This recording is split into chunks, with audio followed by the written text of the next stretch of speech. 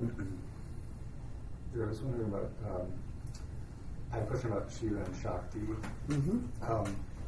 Shakti, or like what is Shiva? If Shakti points at experience or anything that you can experience,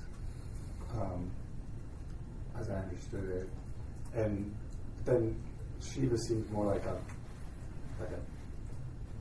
theory about what it's arising in or to or something. But because if there was anything to perceive about Shiva, it would be Shakti, right? It would be experience. Yeah.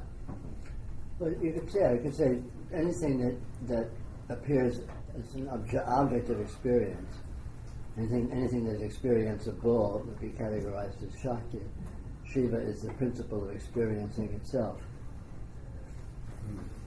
But again, these are abstractions. They're not extricable. Right. And in higher Shaivite teachings, it's always said Shiva and Shakti are one.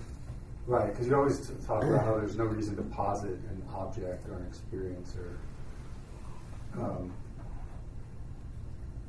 since there's just experiencing is the one the closest most we can even possibly know exists.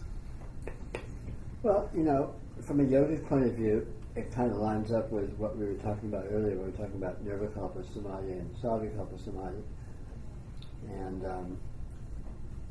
these are kind of the right-hand path and the left-hand path. It's all spiritual traditions or spiritual practices can be loosely categorized according to this kind of a rule of thumb, which is, trying to find reality by extricating yourself from everything, or which is the right-hand path, trying to find reality by opening to everything, which is the left-hand path. So the left-hand path is inclusive, the right-hand path is exclusive. And the right-hand path is biased towards the experiencer, biased towards Shiva, etc., etc. The left-hand path is biased towards Shakti, biased towards qualities of experience, and so on. But it's basically a moot point, because in actuality, it's more philosophical than actual. And when you find reality, you discover that fact. So when you succeed in any path whatsoever, you transcend the philosophical basis of the path, because reality transcends any argument about it.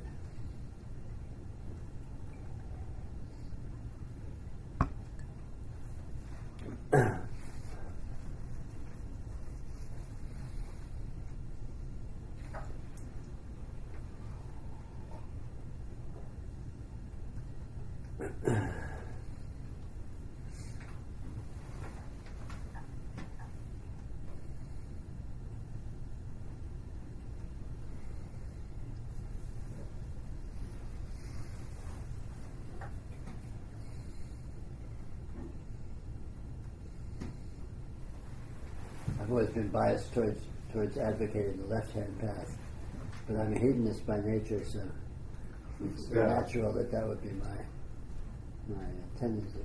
Yeah, I got stuck in the right-hand path. I felt like after a little while, there's some. Well, the right-hand path is a little priggish. I mean, if you follow the right-hand path, you're going to end up being a little bit annoying to yourself and everyone else. Left-hand path people are a lot more fun. Yeah. It doesn't really work in California. Yeah, California's pretty much a left-hand path state.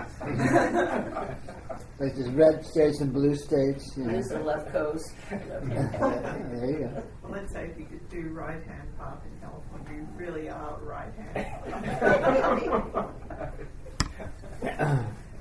I mean, to me, it seems like most people in California are right-hand path. Like even people doing Buddhism and all that kind of stuff. Yeah, because I think so. California is very humanist. Yeah.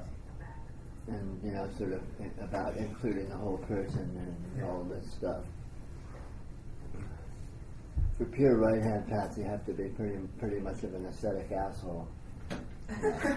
Lose yourself in an ivory tower and books and not talk to anybody, and you know. But there's nothing wrong with that. No, that's enough. If it's your inclination, there's nothing wrong with it. No. Just that you're an asshole. Well, that's just a generic term. Yeah, yeah. There's no value judgment. It's a default.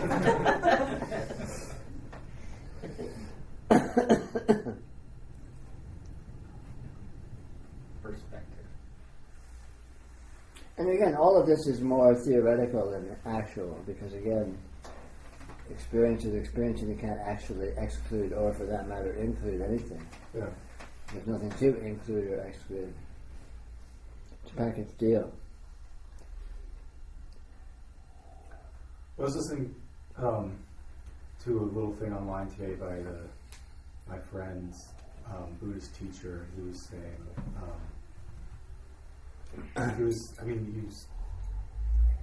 I liked it because he said, you know,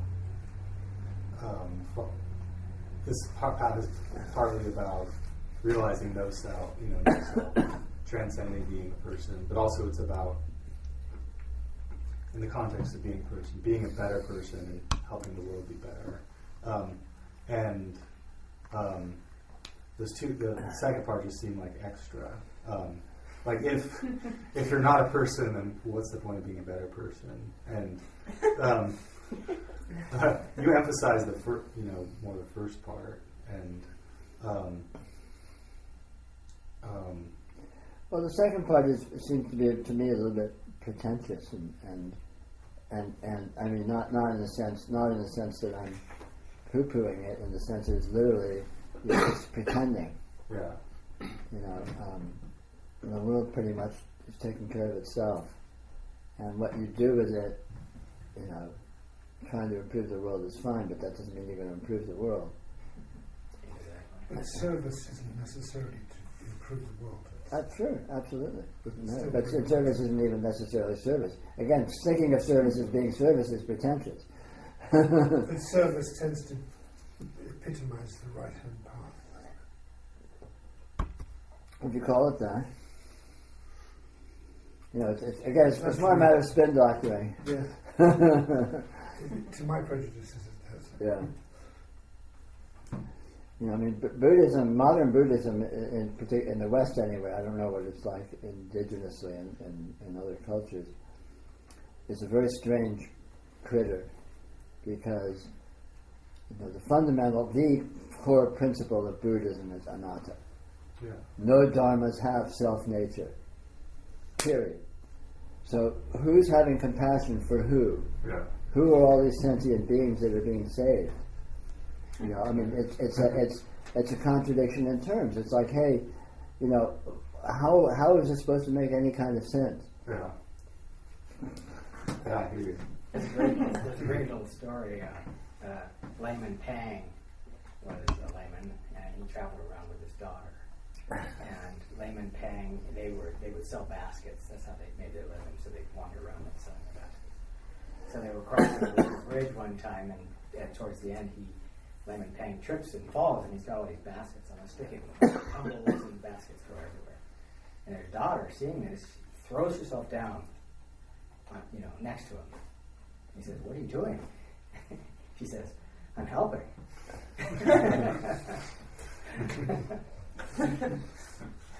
He said, "Luckily, no one was looking."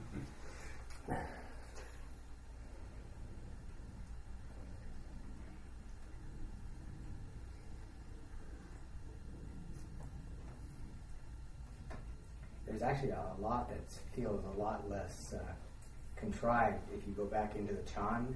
Oh yeah, no, I agree. No, older Buddhism is much purer. Yeah. But modern Buddhism is very humanist, and Buddhism is not intrinsically humanistic. It's if anything, it's not anti-humanistic, but it's transhuman. Yeah. I think original Buddhism is more like what I advocate and what we talk about. But modern Buddhism is a very sort of a sentimental humanism, or in terms of its overt flavor, and that that doesn't really reconcile with the principles root principles of it, as I understand it. But anyway, hey, maybe I just don't get it. No, I think you do. maybe they just don't But, get it. but it is definitely worth going back into, like almost all the old koans came from like the 7th and 8th century. Oh no, I agree. The old Chinese Buddhism, six patriarch and all that stuff, it's just wonderful. It's exquisite. But modern Buddhism is a strange beast to my perception. Try strange modern Christianity. Well, but we won't talk about that.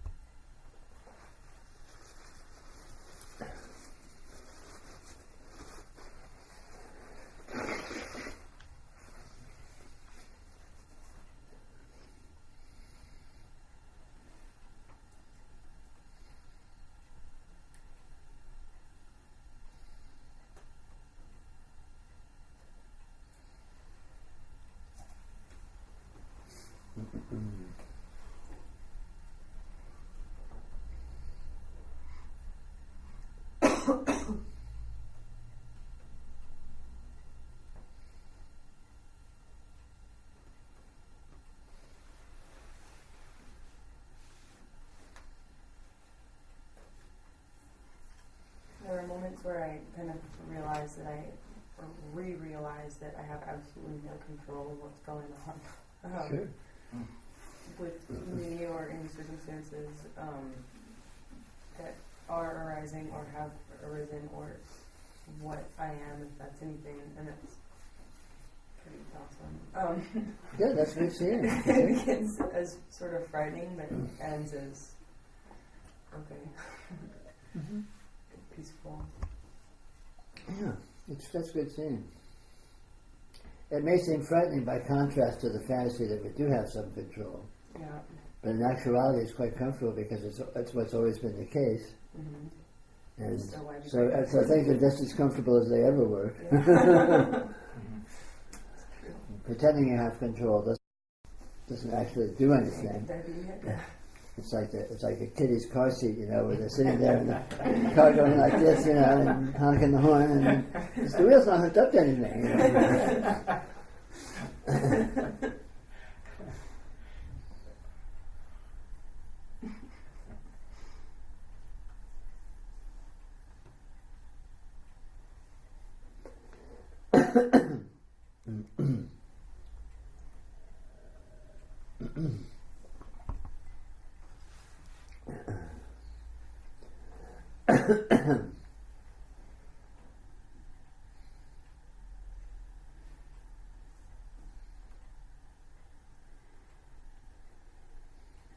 It's sort of bizarre too, because there's this notion that's getting thrown out of being someone that has to cultivate identity of some kind, which kind of goes along with the whole notion of having control or not having control. Yeah. I remember when I was younger, I had this really, really, really long hair, and when I went to college, I cut it off. And my mother was just terrified. It's oh no, this is so much part of your identity. And I remember thinking, what does that have to do with my identity? What's that about? Yeah, modern culture, we take having an identity, cultivating it is a good thing. And in actuality, it's the one thing that causes us the most trouble and inflicts the most pain on ourselves by that orientation. When you just let go and just be whatever you happen to be, it's just so much easier and less effortful and it's not frustrating because you can't miss it. You can't do it wrong. Yeah, that's true.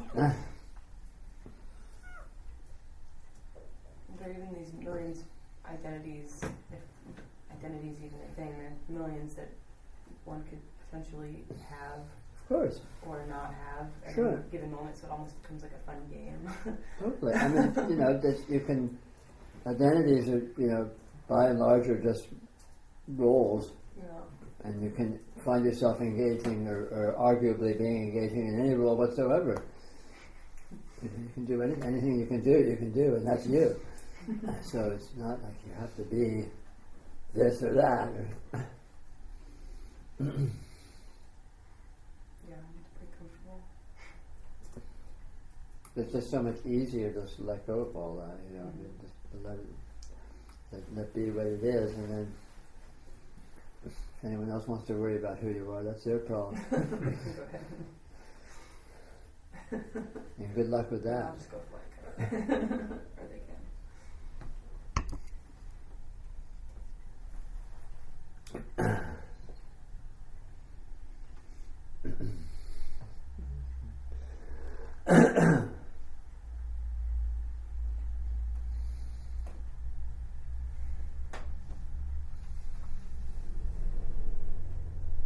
So Peter, if we think we have an identity, we really don't. Well, an identity as anything that is definable as being something in particular, obviously we don't, because nothing whatsoever exists in a condition as being definable as something in particular. And when we think we do, or we think or worse yet, we think we're supposed to, and we're anxious because we're not sure we do, because we know from the inside out, we know that we aren't anything in particular. But if you think you're supposed to be something in particular, it can be a source of great confusion and annoyance. Yeah, because I mean, It's like thinking your life is supposed to make sense or add up to something, or it's like Go somewhere. that's just a recipe for pain and frustration. but it just seems like throughout the day, it's just like all I, or me, or you. I mean, that just seems to be kind of the primary mode. Well, I mean, it's a lot of humans orient to each other that way, but it's very silly. It's partializing something that is intrinsically not partialized.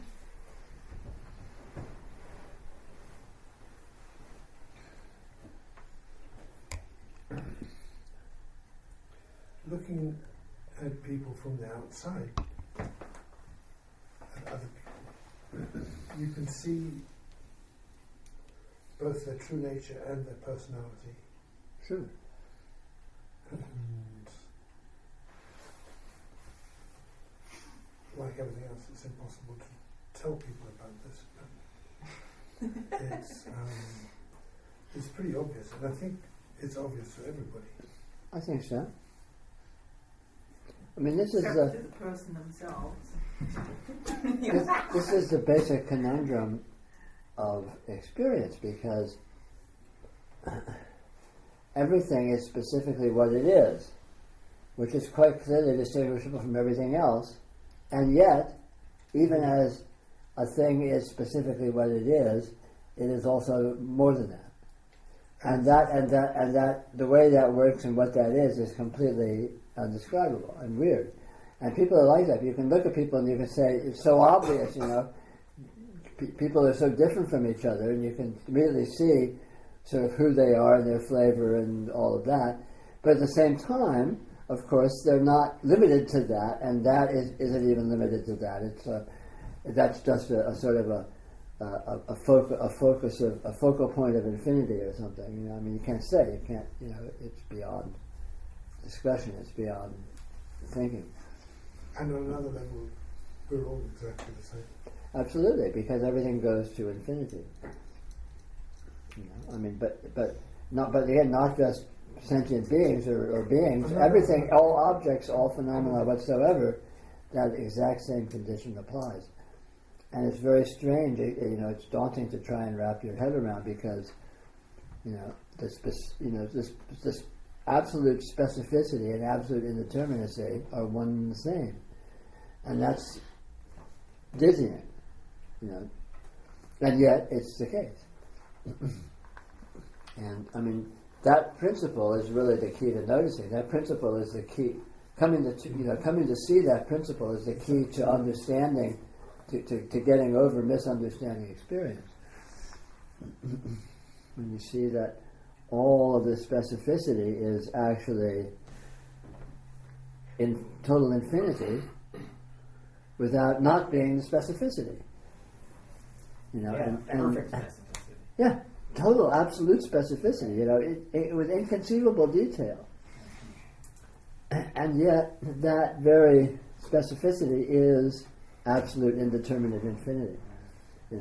And and that is the touchstone of seeing, the touchstone of reality, and that is the tripping point of liberation of delusion. When you think things are things, then you're in delusion. When you see that things are things and they aren't things, then you're able to be with them as they are, and then you're free of delusion. Well, You don't get tripped. You don't get tripped by differentiation. I think what you said about how you seeing people, their true nature and their personality. I think that's, if there is compassion, I think it's right there.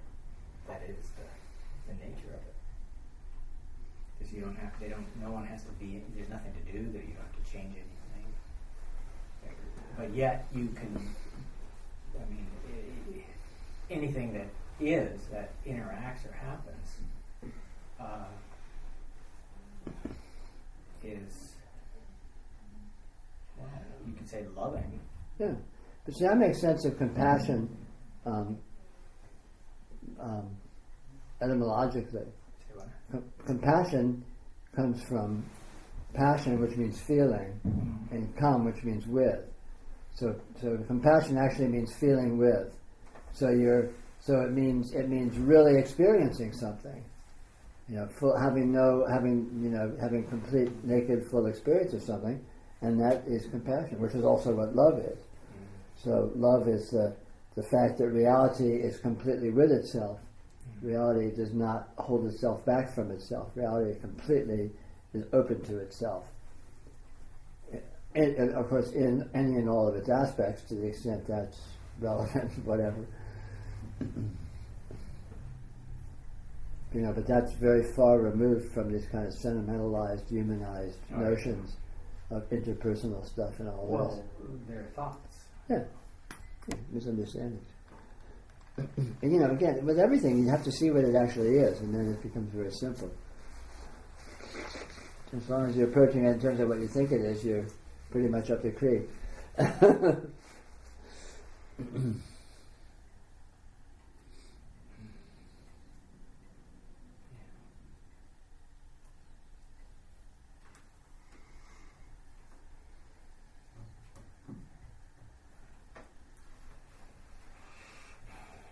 I'm just reading what I think is one of the most spiritually enlightening books I've ever read, which is Lamb.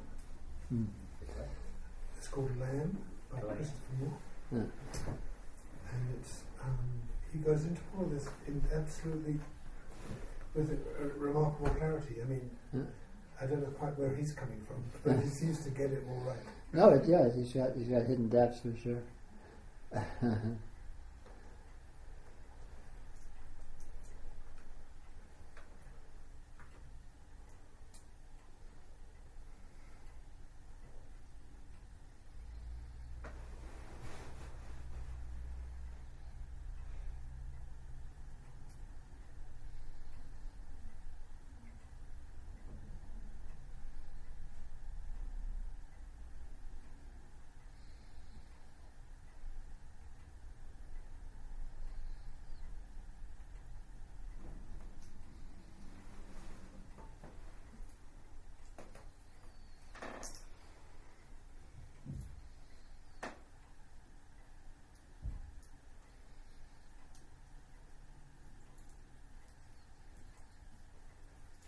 Here, there's a question, and I wanted to know what's the book you were just talking about. What is it?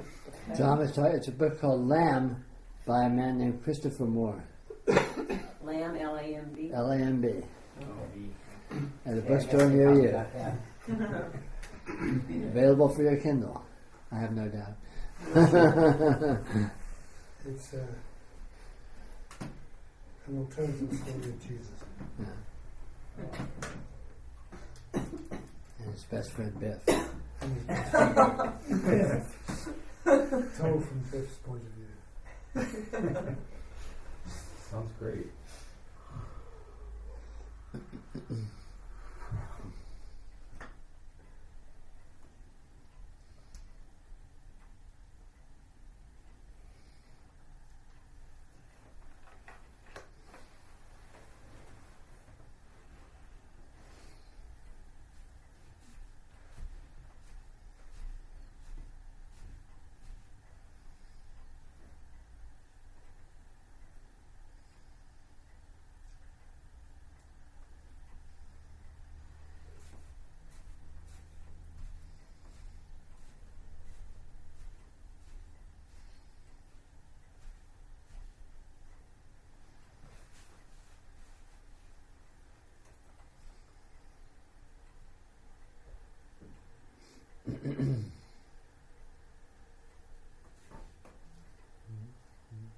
The seeing that there is no inherent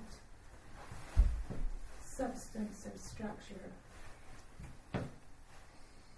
seems to have an inherent, seems to be an inherent entity itself, or structure itself. True. So It is the actual condition. It's an actuality.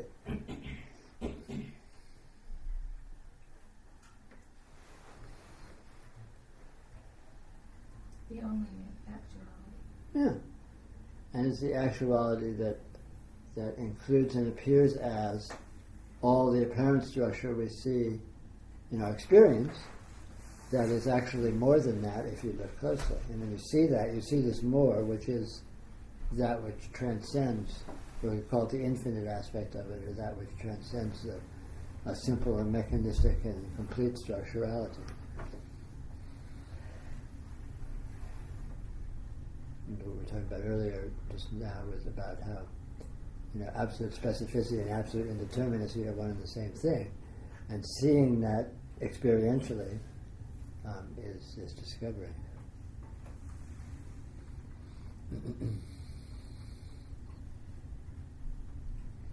Yeah.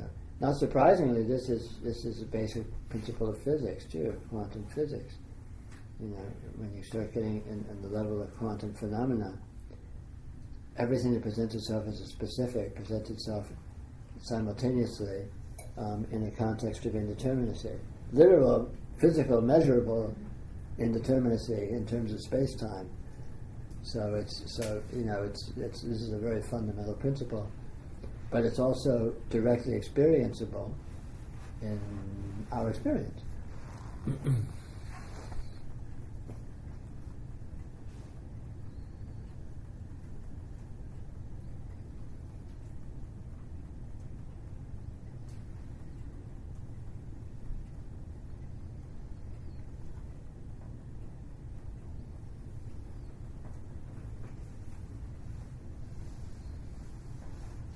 Well, the seeing quality appears to have a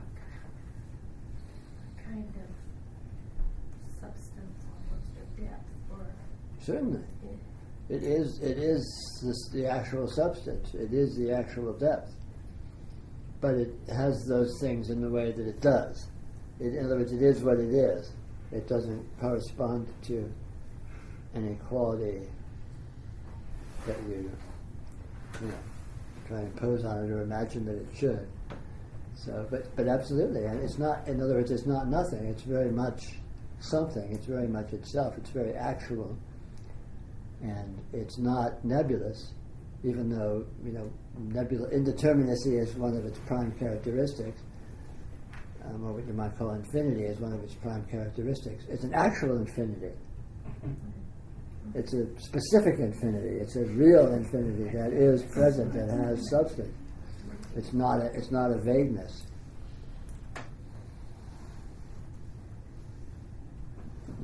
No, absolutely. This is, all this stuff is real. When I talk about the radiance and all that, which is a way of trying to, specify this principle as an actuality. It's real. It's actual. It's a fact, and it's experienceable. It seems to have identity qualities. Certainly, all qualities of identity, of characteristic, are intrinsic in it. It is doing all identity. It is doing all call it flavor.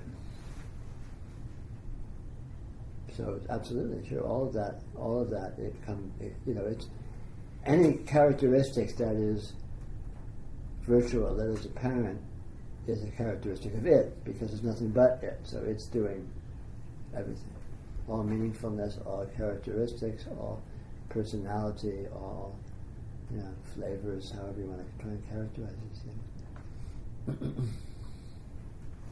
Well, how does the Buddhist notion of no self-nature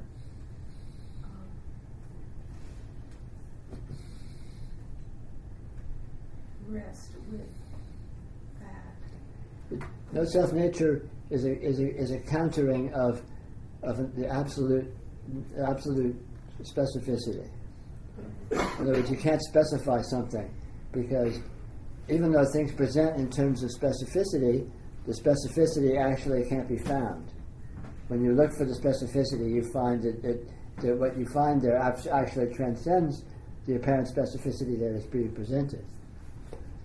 Well, I'm talking about the self-nature of the seeing, not of things, but of the seeing. It seems to have a self-nature. Well, it has an actuality, but it's not a self. By self, there's a technical term. They mean a coherent, distinguishable integrity as an individuality that is separate from anything or something. And reality is not like that. Reality is not separate from itself. It's more like a dream, where in a dream all sorts of anything can appear, and it can appear as if there's discrete objects, but in actuality there's no separate selves or separate things present in the dream other than the dream itself. And it's not even a thing because you can't find it. But it's the most thingy. It's the most thingy thing that is there, but it's not really a thing because you can't find it. So it's a very strange. It's a this goes into the related characteristic of voidness or shunyata, that unfindability of things because things are void.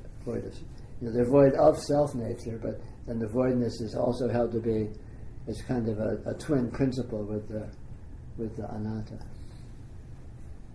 and sunyata.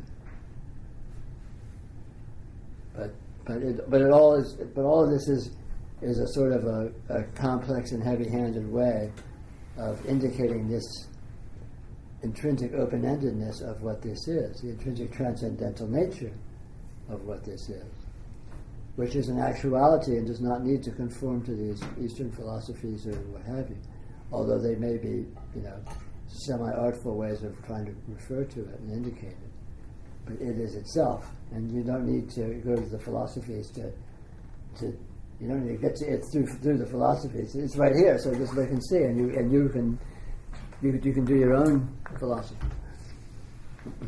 I've always loved the word, the tathagata, which is often translated as thusness, but sort of a deeper translation is thus comes, and which always reminds me of your radiance. Yeah. And just Sure. so good. Well, Yeah. it's both happening and is. Yeah. Yeah, it's this, but it's more like a verb than a noun. Yeah. But again, it is itself, and you don't need to approach it through these. Yeah. These are more or less artful ways of trying to indicate it, but it itself speaks for itself and verifies and demonstrates itself directly and nakedly without needing to resort to these ways of putting it. So in that sense, would you say that this is more like a verb than a noun? Well, you can say that. I mean, it's important to notice that it is intrinsically dynamic. It's intrinsically creative. It's intrinsically unstable. It's intrinsically unfindable. All of which is sort of arguably verb-like. Yeah, it seems to happen of It's its not own inert. volition. It's not inert. It's not solid. It's not just sitting there stupidly and unstably. It's more like a little mouse that dashes around. Yeah, but again, as soon as we start, analogizing it by saying what it's like, Yeah. we're trying to be artful, but the reality itself is right here and doesn't need to be indicated by analogy. You can just look directly and just see the thing itself, and then you can make your own analogies. Be your own analogy.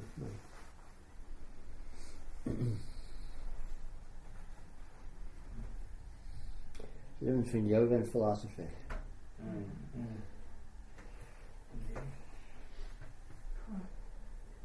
But it's all a sleight of hand, right? Yeah.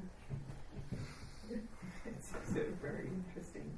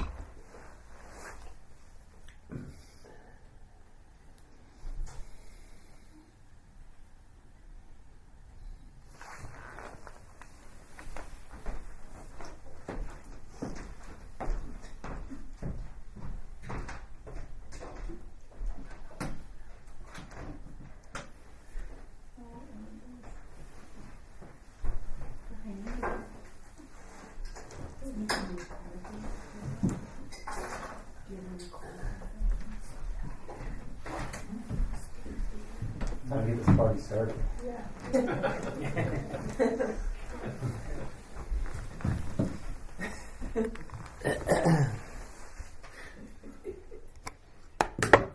the fabulous birthday card. What did you mean it's sleight of hand? You were saying, you're talking about yoga? I can't remember what I was saying.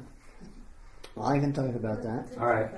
Because I approached all this stuff through magic, which is basically the science of Maya, which is the study of how things appear.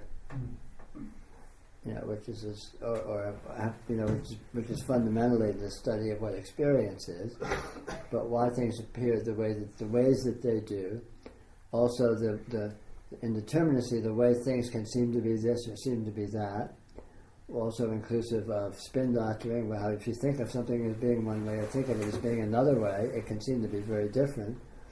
And what is it really? And I mean, all these kinds of issues. So, I mean, to say it's all sleight of hand is kind of encapsulating it in a silly simplification, but it indicates that the interesting study of how things appear and the modes and just the entire gamut of the modes in which that occurs and the ways in which that can happen is the study of reality, the study of experience. And talking about sleight of hand indicates the tricky. Well, a stage magician who tricks you by making seemingly impossible things happen by sleight of hand is taking advantage of principles of experience, principles of observation, principles of distraction, all these sorts of things, which are superficial aspects of the way this works. I mean, what we do here, like with spiritual work, is the same thing on another level. You know, we're not pulling rabbits out of hats, but we're making worlds disappear and things like that. Mm-hmm. You know, and so it's being done through in similar kinds of modes. So it's a kind of a de facto exploration of the modes of various modes in which experience can seem to be. And through the process of going through these various modes, some of it rubs off, and you have insight. You get like, oh wow, and you see aspects of it. So, one time here you were. So you talked about pretend you can do something and then do it. Is that kind of a similar thing to what you're talking about? Sure, it's an aspect of it. There's many aspects.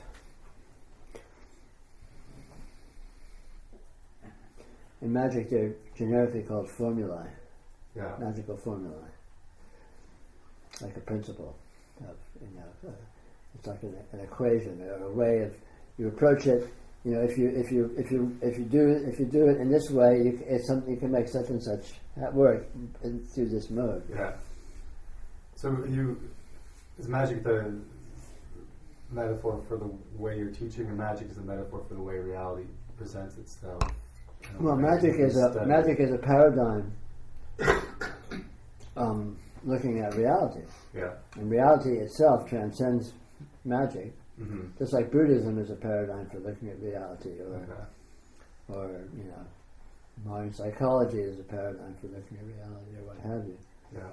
Or materialist science is a paradigm for looking at reality. Mm-hmm. And any of those paradigms can trick you into seeing.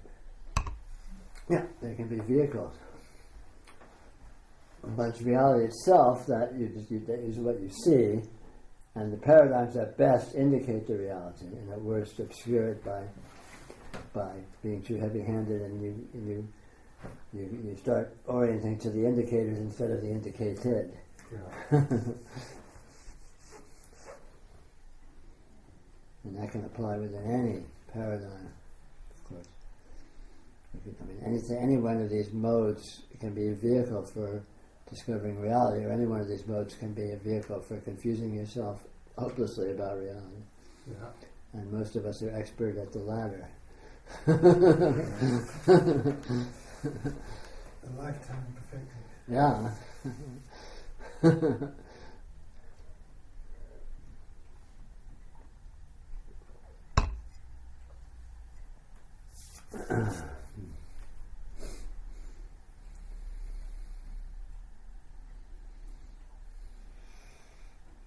My mom used to teach first and second grade, and she said she could always tell where like a 5 or 6 year olds. There was one place because she would point to something, and when they look at her finger, and then they learned that they could look at the thing. Like I was pointing to. It was like a little shift, she said. Uh-huh.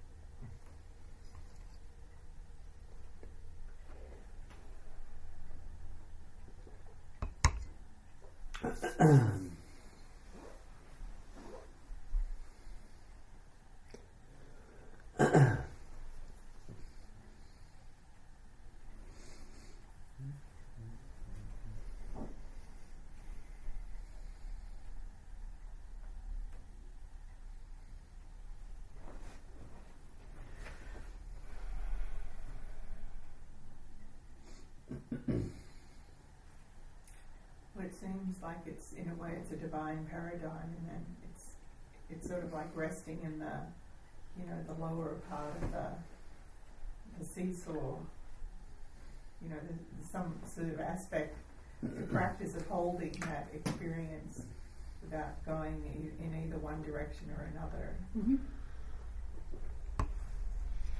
Yeah, learning to commit to not committing. Mm-hmm. Learning to be comfortable in ambiguity. Mm-hmm.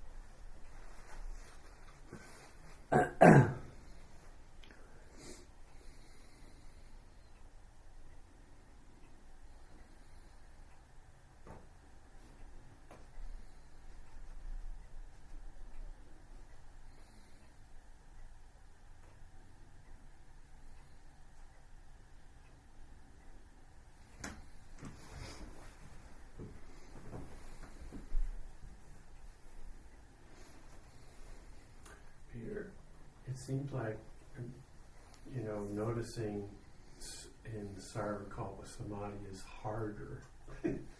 It's more challenging. Yeah, it's an art. It's a real art to be, because to learn to let go and to let go of letting go. I mean, it's walking a tightrope in a way, and it's a real art. It can take years to really get better and better at. Yeah. It's interesting because there was a moment when I don't know, a couple months ago where I felt very lined up in a certain way, and then when I was looking at things, I was allowing the intelligence of the environment to enhance whatever I was doing. Right. I felt very, very enhanced there for a moment, and I guess that's what happens if you really get good at sarvakarpa samadhi. In a certain way, it starts to tell you, the intelligence of the field starts to, you're interacting more with it, you're with it more.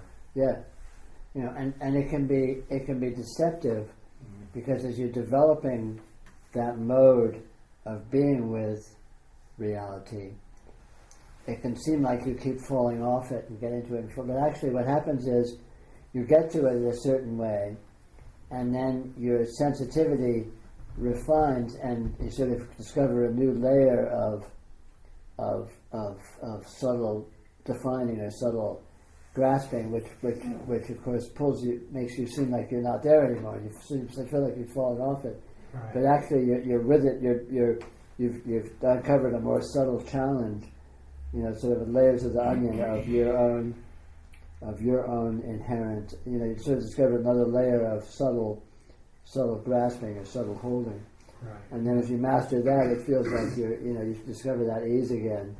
But then spontaneously a greater sensitivity develops, and then you become sensitive to another layer that's there, and we're too coarse to even notice before, and then all of a sudden that seems like a conundrum, and then you're with that for a while, and you master that, and so on and so forth. It's like an ongoing sort of a process of refinement, and it can seem to have these sort of quantum levels of, because you acquire some mastery, and then as you develop sensitivity, the sensitivity leads to noticing a more subtle layer of confusion, Right. Yeah. But it just endlessly refines itself. Right. But actually, in my experience, each layer is exactly the same as the one before. Well, they're the same, but they're not. Subtle, but it's the same. It's the same conundrum. You're always up against the same karma. That's right. But it's on a subtler level each time, because it's not like you get there and then you fall off, and then you get there and you fall off. It's more like it can feel like that. It's more like you get there and then you have more sensitivity, so you discover, no, I'm not really there, and then you have. But the recognition is the same at every level. Yeah. No, I agree. Yeah, for sure. Yeah, because it's your karma. You're seeing your own blind spots, your own nature. And seeing them doesn't necessarily change them. No, and you don't need to change it to solve it, but you learn to see. You get subtle enough to learn to see the way in which it's fundamentally not an issue, and that's when you're absolutely let go, so to speak, and then it's real pure sarvakarpa samadhi, which is realization. Yeah, well, it's funny because I've sort of been trying to, graft nirvikalpa samadhi onto sarvakalpa samadhi. Yeah. I mean, there's a sort of grafting work. Like it totally amazes me that anything appears whatsoever. Yeah.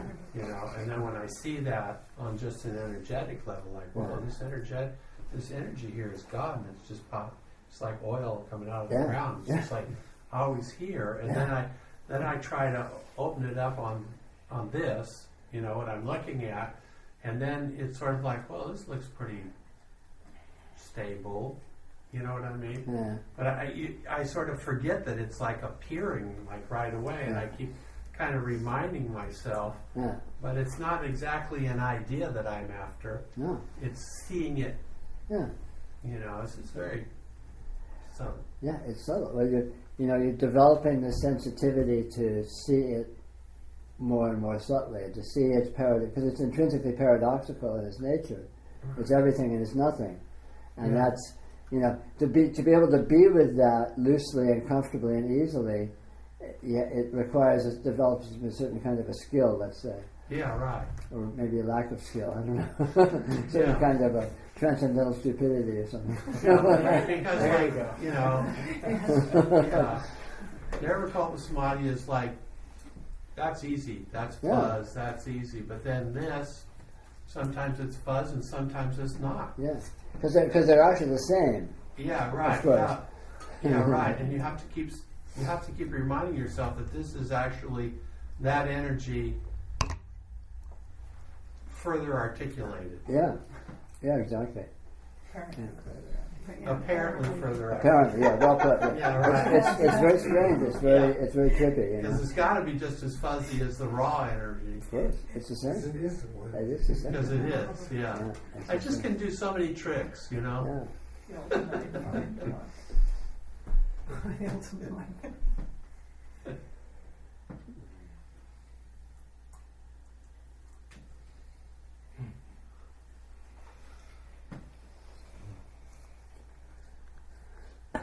But the magic's in the energy. I mean, Yeah. It's in. It's not like, it's going to be in my thinking about it. It's going to be in the. Yeah. It's going to be there if it's anywhere. Yeah, the actuality is the trick, is the ticket. Yeah, or the Just- intelligence is in there. Yeah. Yeah.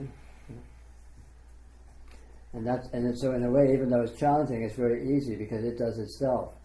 Yeah. Just be with it, and this process, this refinement, just does itself spontaneously. Yeah. Because it's doing it, of course.